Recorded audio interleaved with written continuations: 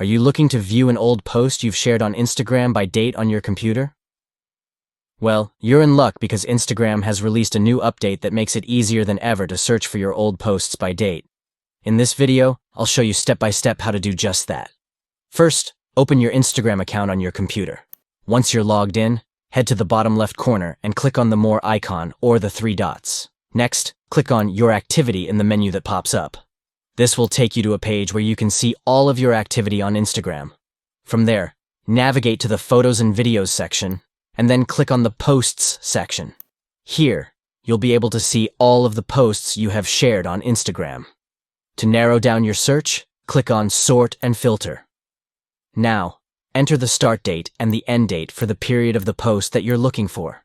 This will help you filter out the posts from that specific time frame. Finally, click on Apply, and Instagram will show you all of the posts you shared within that date range. It's as simple as that.